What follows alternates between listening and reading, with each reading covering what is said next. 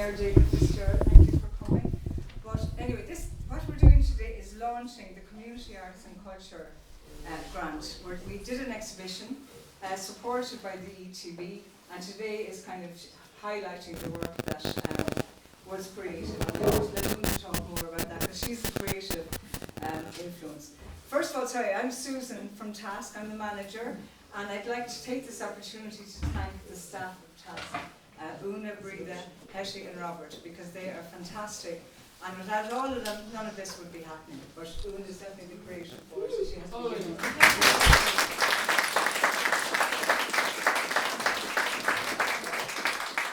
So also thanks to the HSE. I think, the HSE have to be given credit for bringing this building back to life, because many of you who live locally know it was falling down, it was derelict. And I just think it's brilliant to see life being breathed back into the place, and the whole recovery ethos is still strong here. The exhibition is a few different strands, so just make sure you see everything. Upstairs is, in the gallery is the main part. There's stuff out in the garden, lovely sculptures and pieces out in the garden. And there's also photography, which you'll see on the way up the stairs. So try not to miss anything. On my left here we have two lovely ladies from Ukraine who have very kindly joined us. And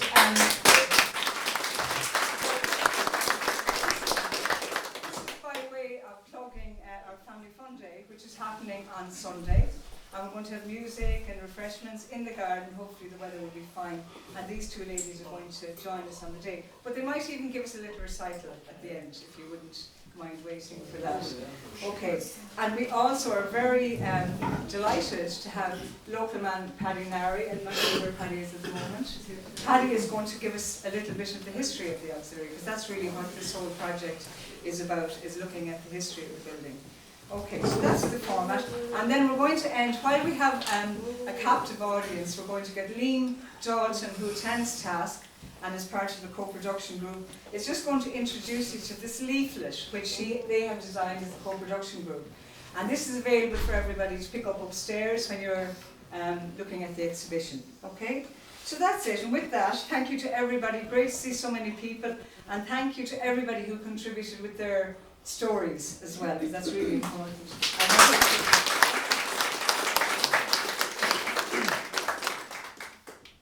Delighted to see everyone here today. Now I had to write a few bits down because it's just, I don't want to miss anything. So forgive me if I look down at my notes. I'm not used to giving talks to such big numbers. So I just want to say a few words about the Reflections project. So I had an inkling a few years ago that I wanted to do some kind of a history project on the building. And then I suppose we went into COVID and we all had time to mull over the idea. And then a few months ago, ETB were looking for projects that kind of encaptured arts and heritage. And I kind of went, this is the time now, the support is there. So if we're going to do it, we'll do it right. So we kind of had a few different elements of the project. We were never going to cover 180 years of history, but we'd only be scratching the surface really. So we decided to do group projects, and then individuals worked on kind of, personal projects and creative responses, as I like to call them. Just reflecting our journeys, but also paying tribute to the people who had passed through over the years. And we also wanted to celebrate the vibrancy of what goes on inside the building, because when you look at her from the outside, she's not the most attractive beast, but she's here and she, if the walls could talk, as we say.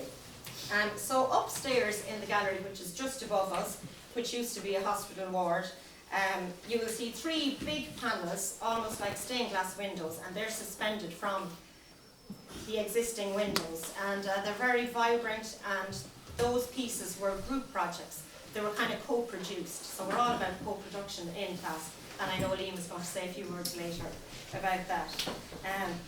And then you'll see a lot of birds, and I suppose the bird is symbolic of the freedom of expression and the creative mind, and just when you come in here you have the freedom to express yourself. So upstairs also you'll see old photographs. I just have to mention the library local studies were a great help. We got some photocopies of really old newspapers that mentioned the Fever Hospital from 1803, and then we have just a little tribute to a physician, Dr. Robert Kane, and he would have been one of the main physicians, one of many amazing doctors, I'm sure, over the decades. But he was a man who stood out because he was kind of very forward thinking in his outlook on looking after people. And even though he looked after the very wealthy, he was always trying to, get better facilities for the poor as well. So he kind of stood out as a great advocate at the time. So we have a little tribute to him at the end. It's a desk and a little history, and we've no photograph of him, but Michael Marr has done a little image up there, and we try to show a man with an umbrella kind of braving the elements. So that's a nice little tribute to him. You'll also get a snapshot of all the kind of fevers, not to be going into all the smallpox and cholera and all that, but it's up there for people who like the history. And I suppose it's kind of timely now, we're coming out of a global pandemic. And I was listening to the radio during the week when I was hanging the work, and again they were talking about the overcrowding and the waiting lists, and I was just thinking, nothing has changed, and by God, we don't know hardship when you look back at the history. So I suppose that's a kind of an ongoing issue with healthcare in Ireland. Also upstairs you will see a memory wall. So we kind of got a lot of people to send in memories, people who would have worked here, people who maybe spent time after an operation here. So all those memories are on the wall. But feel free to just jot down. I mean, a memory can be 5 minutes, 5 minutes ago. So if it's your first time here even, maybe you leave with a different outlook. But you might like to come back in a few weeks and just add a little memory or a little thought. It's just to kind of invite the community to give thoughts about what they thought of the auxiliary, or if they have any personal memories. So along the stairwell, you'll see a lovely collection of photographs, and they really lift the stairwell, and that is Hetty and her camera club. So delighted to have that incorporated into the exhibition. And make sure to ramble out to the garden, where you'll find a hospital flower bed and a fine looking gardener made by Jeannie, and a man-made tree. So it was kind of a team effort. We built a tree, and all the little individual leaves and flowers symbolise all of us and what we're interested in, and they're all out there spinning in the wind as we speak. So I'd like to thank each and every one of the participants. Without getting emotional, all I can say is we really got our shoulder to the wheel on this one. Just the engagement, the participation, and the teamwork was just fantastic. You put your hearts and souls into this, and you've surpassed yourself.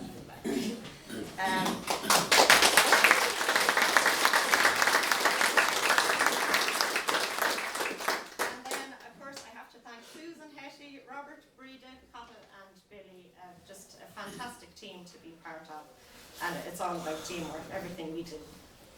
And finally I want to thank Siobhan from ETB for making this vision possible, and also to Graham and Sheila, who came in at their ETB tutors, who came in at the 11th hour and just helped calm us all down, and hopefully we'll be working with Graham and Sheila again in the future.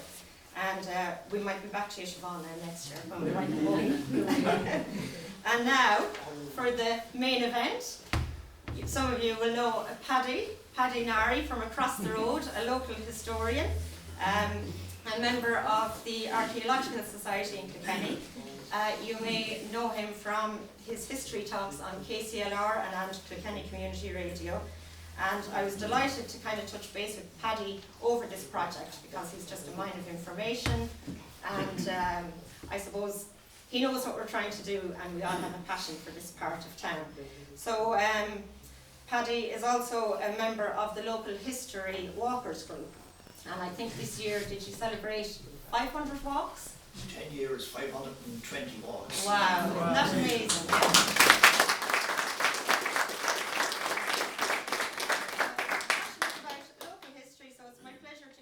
Paddy now, who will discuss health in the local community in the 19th century.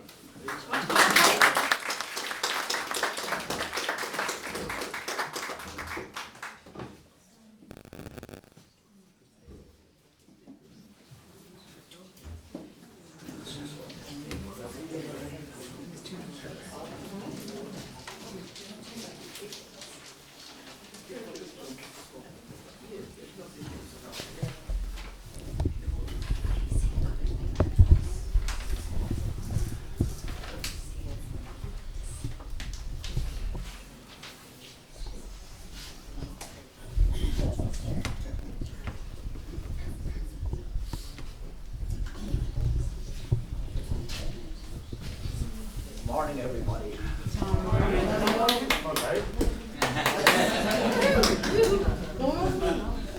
And it's a bit daunting to be standing here in such an audience. It's much nicer for Saturday morning.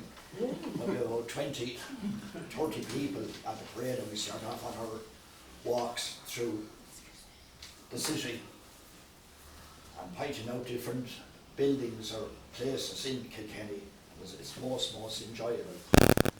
So I don't know whether to thank Una or whether I feel very honoured anyway for asking me to give a talk on the history of Wolftown Street.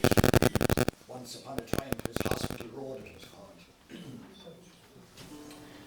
And I think Una entitled today very well when she said reflections. It's really, reflections and going back in history and over time in Kilkenny, or in particularly today, the focus being on Wolftown Street. So, just in your mind, if I could take it back 260 years ago, when Wolftown Street was a nameless, grassed over laneway. At that time, where this building is today, and the infirmary up the road, near or onto John's Green, they were just small houses, cabins scattered about the area, and were known as the Sheriff houses. The area up there where the infirmary is, and going on to Barrack Street, was known as Gallows Green, and it was a place of execution. And the last execution took place there about 1820, before the prison was opened on the jail road. Excuse me, the building of the county infirmary, which quickly followed by this building we're standing here today, the Beaver Hospital it was called. And the street was known as Hospital Row on account of the two buildings, two hospitals being are in the area. But by 1849, according to Griffith's evaluation, it became known as Hospital Road. And then in the early part of the 20th century, it became known as Wolftown Street.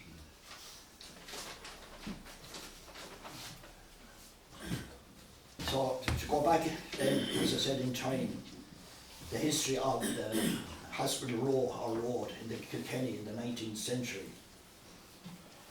Until the suppression of the monasteries between 1537 and 1541, the sick were cared for by the monks and the religious orders. And you can picture it down on the quay there,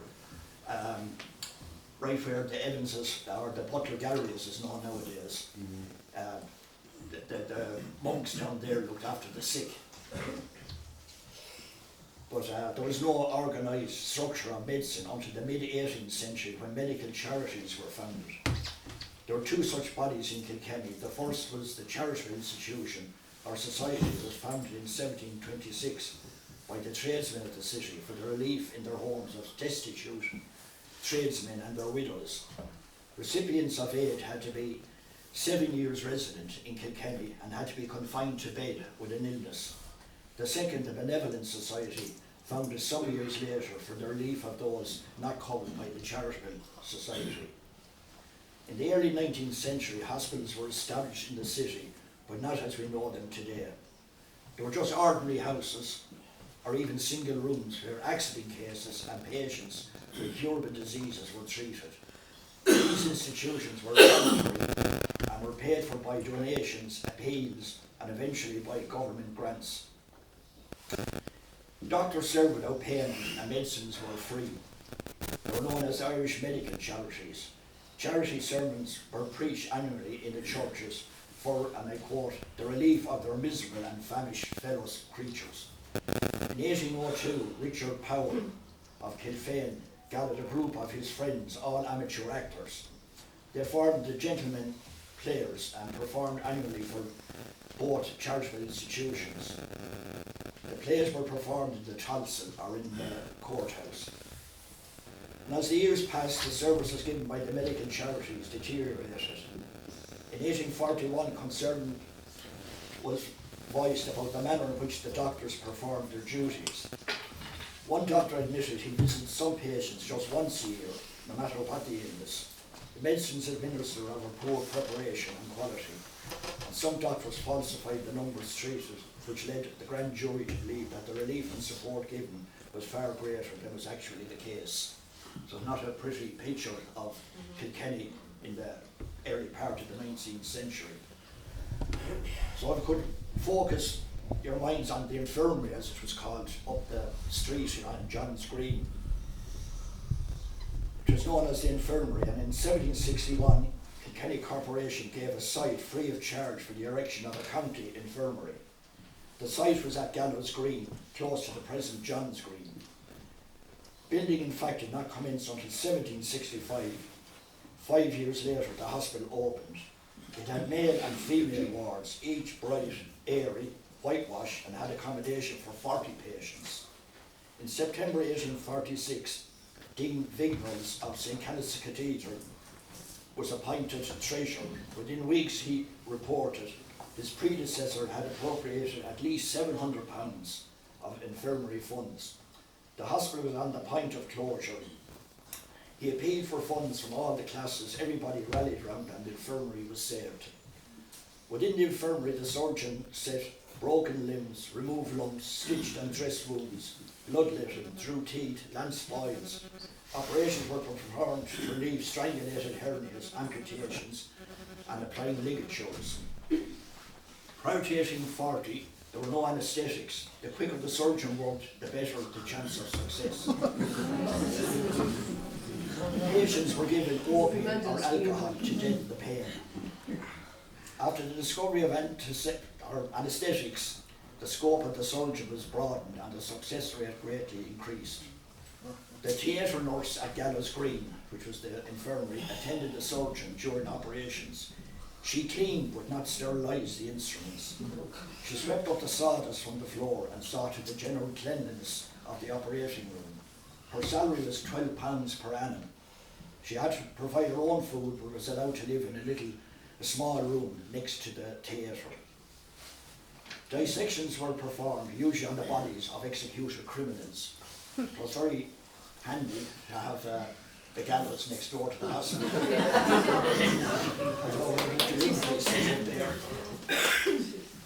But anyway, some bodies were stolen from the graves and sold to the hospital for 30 shillings each. The grave robbers were known as sack-em-up boys.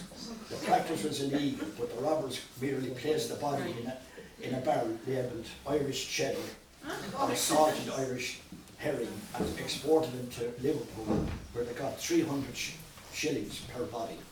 It was a nice profit, sent them on to Liverpool.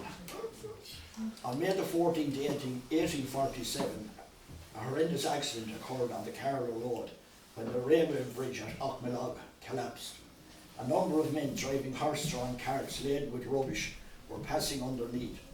One man was killed outright, 11 were seriously injured, with skulls and limbs fractured. Some had all 4 limbs broken. They were brought to the infirmary in horse-drawn ambulances. It is not known how they fared, but this is but one example of the work of the infirmary. So coming on then to the building we're standing in here today, which was known as the Fever Hospital. November the 14th, 1801, the newspapers reported that a fever hospital or a house of recovery was to be established in Kilkenny City under the patronage of the Duke of Ormond and the Bishop of Ossory. The project was supported by many gentlemen and citizens. 1 year later they were still talking, but by November the 25th, trustees were appointed. They were empowered to lease a house suitable for use as a hospital. If this proved impossible, they were to take ground and contract for one. In March 1803, the hospital opened on Hospital Road, now Wolfthorne Street. The press reported in March 1817 that 175 patients were admitted, of whom 9 died. January 1818, 219, that's for the year end of course, but in January it was reported 291 patients were admitted, of whom 5 died. In the 3 years which followed, 219 patients were admitted, of which 200 were restored to health. The death rate suggests a reasonable standard of care. Funds came from the cess tax and later from poor law grants. Financial crisis arose from time to time. In 1845, there were 111 typhus cases in wards built for 80 and debts amounted to £803, 13 shillings. Contractors were refusing to supply and closure was mooted. The Journal warned, and I quote again, "Close the hospital and throw the patients on the poorhouse, and that establishment will become one vast laser house until the evil will defy remedy and the tide of infection will be thrown on the community at large." A letter to the Lord Lieutenant evoked the answer that no funds were available from any source. The board agreed that 40 patients would be housed free and that others would be admitted on payment of 15 shillings for maintenance at the rate of 9 pence per day. Dr. Kane, who was a former mayor of Kilkenny, was a physician to the workhouse, assumed responsibility for fever patients in both institutions. Paying patients were accepted as before. The provincial bank advanced £400 on the personal security of the governor. In 1846, this is now right in the famine years, the Great Famine, the doctors reported that a patient in the workhouse was refused admission to the fever hospital. A member of the board stated, "As that hospital is supported by the city and county at large, the inmates of the poorhouse, who were all natives of Kilkenny, were as much entitled to it as the people out of doors." The governors met a deputation from the board of the poorhouse, after which they issued a resolution that we have again given the proposition of the poorhouse gardens our best consideration, and having found on inquiry that the fever hospital is not calculated to afford convenient accommodation to more than 70 patients. Although at the moment there are 80 and there are 30 in fever in the poorhouse, which is, I should have mentioned here, the poorhouse or the workhouse, is where McDonagh Junction stands today. Rather, the poorhouse being a total of 110 persons requiring relief, we are of the opinion that it would be impossible to receive fever patients from the Poor Law Board. However, later that year, doctors admitted patients into the workhouse who had been refused entry into the fever hospital. By this time, the poorhouse staff were at risk. The barber died after shaving a fever patient. Likewise, a teacher perished, and Dr. Lawler was stricken, but he recovered. The number of fever patients increased. Empowered by law, the poorhouse acquired 3 wards in the fever hospital and added 3 more. In 1847, there were 375 fever patients in the poorhouse itself. The infirmary was reserved for non-fever patients. To accommodate the influx of fever patients, a newly erected wooden building was connected to the former, and I quote, "idiot ward." The boys' dormitory was also converted. The boys were accommodated in Mrs. Meade's brewery premises in Coal Market, now Parliament Street. They were supervised by the schoolmaster and marched twice daily back to the poorhouse for their meals. June 1850, there were 150 admissions in 1 week, but hospitals were overcrowded with 2 or 3 adults or 4 children to a bed. Patients were lying on the floors. There were 40 deaths per week. The journal remarked, again in quote, "The number of funerals which now pass through the city would, if told to those residing outside of it, appear incredible." 1848, the Poor Law Inspector Burke, after an 8-day inspection, found that the Kilkenny poorhouse was about the worst managed establishment in Ireland. Very gradually, the workhouses were phased out. County homes were established. The Kilkenny Thomastown Workhouse became the county home. And in 1926, the workhouse became the county hospital, providing medical and maternity services, while the infirmary provided surgical treatment. This arrangement continued until December 1942, when the county hospital, which St. Luke's, was opened.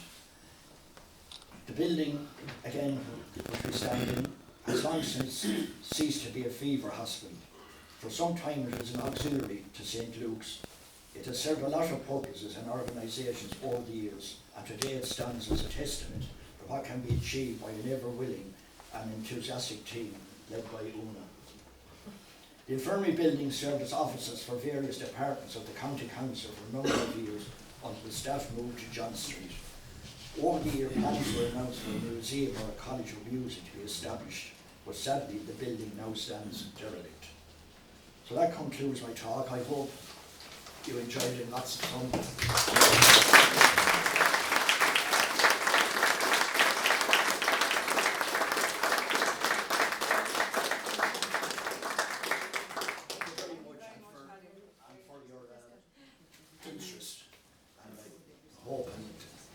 some, as I said, bit of information out of it and an appreciation of the buildings which stand today.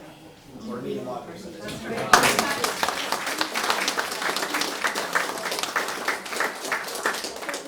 quickly, can I introduce Liam Dalton to you? And Liam is part of the co-production group, and he's just going to explain about a new leaflet. Thanks. Good morning, everybody. You're all very welcome to TASC. TASC stands for Training and Support Kilkenny, and part of the HSE Adult Mental Health Services. Mental health difficulties is not something that happens to other people. It may touch us all. Personally, I feel that TASC has been a huge support to me on my journey to recovery. Inspired by sharing the vision, a mental health policy for everyone, the co-production team at TASC was formed in 2020 and is made up of service users and staff.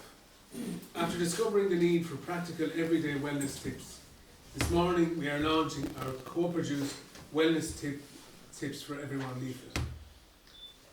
On behalf of the co-production team at TASC, we thank you for your time, and we invite you to take a Wellness Tips for Everyone leaflet, which you'll find upstairs opposite the main gallery. So I suppose a special thank you needs to go to the person who first envisioned that we do this Wellness Tips for Everyone, Robert Stanley.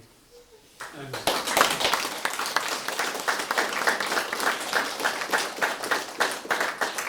Henry Wilford for her contribution and assistance in the co-production of this. So, thank you very much. And now our mayor would just like to say a few words, if that's okay. Thank you, David. Morning, everybody. Can you give a huge round of applause to all our speakers and everybody?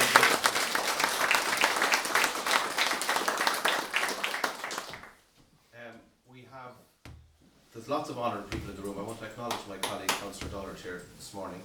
I also want to acknowledge my primary school teacher who gave me the great love of history and so many things, Mr. Moore, Mary Moore, with us today. And there are so many people in the room who whose faces I know and have been part of my story and my life over the years. I want to acknowledge Millie here, who 10 years ago, when I was mayor for the first time, we worked on a project which I called at the time the Year of the Mind, which was all about mental health. And at that time it was a difficult time nationally. We were in a big hole financially and economically, etc. But I just wanted to say a few words about mental health. Mental health is, I come from the property world, and I heard Susan talk about buildings and the slates blow off the roof and the plumbing goes and things break and you have to come back and fix them. In fact, with buildings you have to constantly look after it and repair it, and if you don't, it falls apart. I believe that mental health is very similar. We ourselves, every single person in this room, not my view, it's my certainty, everybody at some stage in their life will struggle with their mental health. It's not exclusive to one particular section of society. We will all have times when we struggle, and we should all acknowledge that. And the only way that we will get through it is through the kindness and help of others, and by doing that ongoing maintenance. And that's why Liam's leaflet this morning is so important, that nobody leaves this room without taking that and bringing it home with them and reminding themselves that their own mental health, before we even talk about anyone else's, they have to look after their own, and by doing that they're then able to look after others.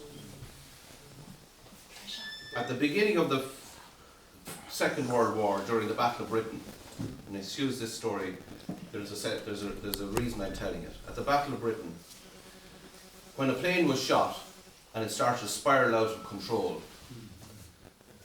the pilots didn't know what to do. And if anybody's ever flown a plane, and I haven't, but if you have, I'm told there's a stick. And the obvious thing for you to do is to pull the stick back to try and stop it. And what they discovered, as the planes spiraled out of control, was that instead of pulling on the brakes, instead of pulling back, they had to push forward. And by pushing forward, doing the opposite of what you wanted to do at that moment, as the panic struck, the plane would start to correct itself and you would survive. Mental health is very much like that in my view. Just at that moment when you feel at your weakest, at your most vulnerable, we all have a tendency to want to retreat into a quiet space, to get away from people and society, to lock yourself in the room and to withdraw. Nobody wants to go out and be sociable and meet people and do all the things that we do in our normal life. But it is so important that we do the opposite to what we feel we want to do. That we engage with the people who are there, who love us, who support us, who want to be part of our community. And so today's event is so important that it's part of that community saying to all of us that we're here for you, that we want to support you, we understand your challenges, and we're there to help you through those difficult times. So we are so lucky to have Susan and Una and all the team who have put this wonderful exhibition together. But more importantly, it is the fact that we are all here to share our stories, to share our experiences, and to be there to offer our support to each other that makes this morning so special. As Mayor of Kilkenny, I'm so proud to see you all here today. I'm so proud of being part of this little bit of the story, and I hope that you enjoy and get some positivity and go home and make sure to fix the slates on your own roof and to ensure that your mental health is there to get you through the difficult times, but also to get through others. So finally, I want to say a huge thank you to my good friend, where is he? Paddy is one of Kilkenny's unsung heroes. I know we have awards nights and we have, you know, all sorts of big special events, but Paddy is one of those very special people who makes Kilkenny special. So I'd like you just to finish up to give Paddy a round of applause.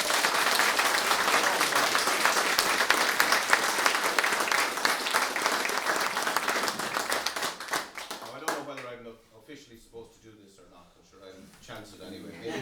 Maybe there's someone else to do it, but I'm going to declare as Mayor of Kilkenny that this exhibition is officially over.